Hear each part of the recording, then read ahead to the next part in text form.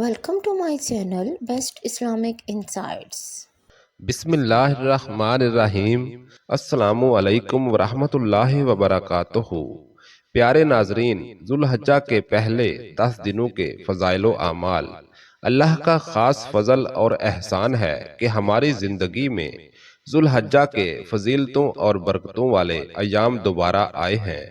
ان دنوں کی شریعت اسلامیہ میں بڑی اہمیت اور فضیلت بیان کی گئی ہے، جو اس بات کی متقاضی ہے کہ ہم انہیں عام دنوں کی طرح گزارنے کی بجائے ان میں خصوصی طور پر اللہ تعالیٰ کی عبادت کا اہتمام کریں، کیونکہ معلوم نہیں کہ آئندہ دن ہمیں نصیب ہوتے ہیں یا نہیں۔ ان ایام کی بدولت ہی اللہ تعالیٰ نے سورۃ الفجر کی ابتدائی آیات میں ان کی راتوں کی قسم اٹھائی ہے۔ ایک روایت میں آپ نے ان 10 دنوں کو دنیا بھر کے تمام دنوں سے زیادہ فضیلت والا قرار دیا ہے، چنانچہ بلا استثناء یہ سال کے باقی تمام دنوں سے بہترین اور افضل ترین ایام ہیں۔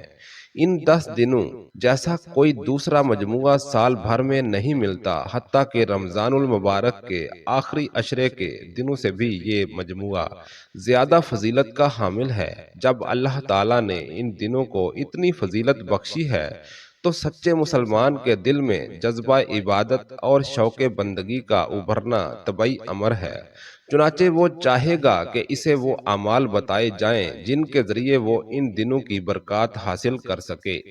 ذیل میں چند اہم اعمال بیان کیے جا رہے ہیں جو انسان کو اللہ کے قریب کر دیں گے۔ نمبر 1، توبہ۔ ان ایام کی خیر و برکت سمیٹنے سے پہلے انسان اپنے سابقہ گناہوں کا اقرار کر کے اللہ تعالیٰ کے سامنے اظہار ندامت کرے اور ان گناہوں سے سچے دل سے توبہ کرے، کیونکہ صدقے دل سے توبہ کر کے برائیاں ترک کر کے نیک اعمال شروع کرنے والے انسان کی نہ صرف اللہ تعالیٰ خطائیں معاف فرما دیتا ہے بلکہ اپنے فضل و کرم سے انہیں نیکیوں میں بدل دیتا ہے۔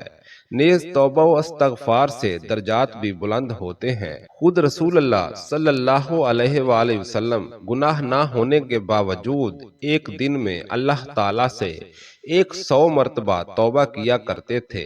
نمبر 2، ذکر اور تکبیرات۔ ذکر کی سب سے بہترین شکل قرآن مجید کی تلاوت ہے۔ اس کے علاوہ ان 10 دنوں میں عمومی طور پر اللہ تعالیٰ کا ذکر کثرت کے ساتھ کرنا چاہیے۔ لا الہ الا اللہ، الحمدللہ اور اللہ اکبر کا ورد کرنا چاہیے۔ حضرت ابو ہریرہ اور حضرت عبداللہ بن عمر رضی اللہ تعالی عنہم کے بارے میں آتا ہے کہ وہ ان ایام میں بازار کی طرف نکل جاتے اور با آواز بلند تکبیرات کہتے اور لوگ انہیں دیکھ کر تکبیرات پڑھنا شروع کر دیتے۔ اس کے علاوہ انسان کو چاہیے کہ ان دنوں سے فائدہ اٹھاتے ہوئے صبح و شام اور دیگر مقامات کے اذکار اور دعائیں یاد کرے اور اللہ تعالیٰ سے اپنا تعلق مضبوط کرنے کی کوشش کرے۔ اسی طرح قربانی کے آخری دن یعنی 13 ذوالحجہ کی عصر کی نماز تک فرائض کی ادائیگی کے بعد مخصوص الفاظ سے تکبیرات کہنا بھی صحابہ اکرام کا عمل ہے۔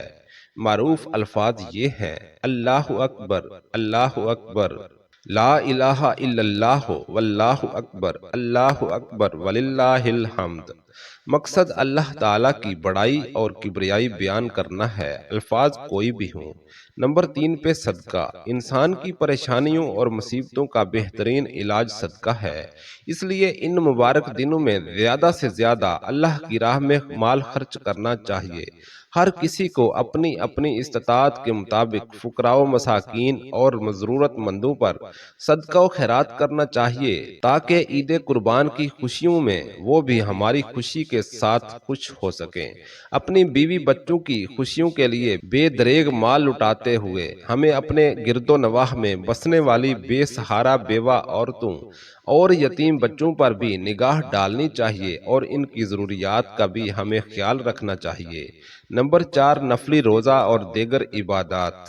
ان مبارک ایام میں نوافل کی ادائیگی، قرآن مجید کی تلاوت اور نفلی روزوں کا خصوصی اہتمام کریں۔ ہو سکے تو پہلے 9 دنوں کے مسلسل روزے رکھے جائیں، ورنہ عرفہ یعنی 9 ذوالحج کے جس دن حجاج اکرام میدان عرفات میں جمع ہوتے ہیں اور اسی دن اللہ تعالیٰ سب سے زیادہ تعداد میں لوگوں کو جہنم سے آزادی نصیب کرتا ہے، اس دن کا تو روزہ ضرور رکھیں، کیونکہ اسی کے بارے میں رسول اللہ صلی اللہ علیہ وآلہ وسلم نے فرمایا تھا کہ اس ایک روزے کے بدلے میں مجھے امید ہے کہ اللہ تعالیٰ 1 سال گزشتہ اور 1 سال آئندہ کے گناہ معاف فرما دے گا۔ ویسے بھی اللہ کی رضا کے لیے رکھا گیا ایک روزہ 70 سال کی مسافت کے برابر انسان کو جہنم سے دور کرنے کا سبب بنتا ہے۔ اگر کسی مرد یا خاتون کے ذمہ فرضی روزوں کی قضا باقی ہے تو وہ ان دنوں میں قضا بھی دے سکتا ہے، کیونکہ اصل مقصد تو ان ایام کو عبادت الہی میں صرف کرنا ہے۔ نمبر 5 پہ قربانی۔ 10 ذوالحجہ کو اللہ کے لیے قربانی کا جانور ذبح کرنا، اس کا گوشت خود کھانا، رشتہ داروں، ہمسایوں اور ضرورت مندوں کو کھلانا بھی بڑا نیکی والا عمل ہے۔ رسول اللہ صلی اللہ علیہ وآلہ وسلم نے تو قربانی کے دن کو ایام حج اور اس عشرہ کا عظیم ترین دن قرار دیا ہے۔ جو شخص قربانی کرنے کا ارادہ رکھتا ہو تو ذوالحجہ کا چاند نظر آ جانے کے بعد سے لے کر 10 تاریخ کو قربانی کر لینے تک وہ سر یا جسم کے کسی حصے سے بال نہیں کاٹ سکتا اور نہ ہی ناخن تراشنے کی اسے اجازت ہے۔ 10 ذوالحجہ کا دن یوم النحر اور 11، 12 اور 13 تاریخ کے دن ایام التشریق کہلاتے ہیں۔ ان 4 دنوں میں روزہ رکھنا منع ہے، کیونکہ رسول اللہ صلی اللہ علیہ وآلہ وسلم نے ان دنوں کو کھانے پینے اور ذکر کے ایام قرار دیا ہے۔ نمبر 6 پہ فرصت کے لمحات کی قدر کریں۔ رسول اللہ صلی اللہ علیہ وآلہ وسلم نے ایک حدیث شریف میں ارشاد فرمایا ہے کہ 5 چیزوں کے آنے سے پہلے 5 چیزوں کو غنیمت سمجھو: بڑھاپا آنے سے پہلے جوانی، بیماری آنے سے پہلے تندرستی، فقیری آنے سے پہلے امیری، مصروفیت سے پہلے فرصت کے لمحات، اور موت آنے سے پہلے زندگی سے بھرپور فائدہ اٹھا لو۔ چنانچہ ہمیں ان مبارک دنوں کو فضول کاموں اور بے مقصد باتوں میں ضائع کرنے کی بجائے ان کے ایک ایک پل کی قدر کرنی چاہیے، تاکہ قیامت کے دن کسی قسم کی ندامت اور شرمندگی کا ہمیں سامنا نہ کرنا پڑے۔ اللہ تعالی ہمیں نیکی اور بھلائی کے کاموں میں ایک دوسرے سے بڑھ چڑھ کر حصہ لینے کی توفیق عطا فرمائے اور ہمارے اعمال کو شرف قبولیت سے نوازے۔ پہ اللہ تبارک و تعالیٰ سے دعا ہے کہ اللہ تبارک و تعالیٰ ہمیں نیکی کی بات سننے، سمجھنے اور اس پر عمل کرنے کی توفیق عطا فرمائے۔ اللہ تبارک و تعالیٰ ان مقدس لمحات سے ہمیں عبادت کر کے اللہ تبارک و تعالیٰ کی رضا حاصل کرنے کی توفیق عطا فرمائے۔ دعا ہے کہ اللہ تعالیٰ ہم سب کی تمام مشکلات، پریشانیوں کو دور فرمائے، ہماری تمام حاجات کو پورا فرمائے، رزق کی تنگی، مالی پریشانی کو دور فرمائے۔ ہمارے جو بھائی ہسپتالوں میں بیمار ہیں، اللہ ان کو صحت کاملہ عطا فرمائے، اور جو بھائی گھر میں کسی بیماری کی وجہ سے پریشان ہیں، اللہ ان کو صحت و تندرستی عطا فرمائے۔ اللہ تبارک و تعالی ہمارے تمام صغیرہ کبیرہ گناہوں کو بخش کر ہمیں نیکی کے راستے پر چلائے اور ہمیں قرآن و سنت کے مطابق زندگی بسر کرنے کی توفیق عطا فرمائے۔ آمین یا رب العالمین۔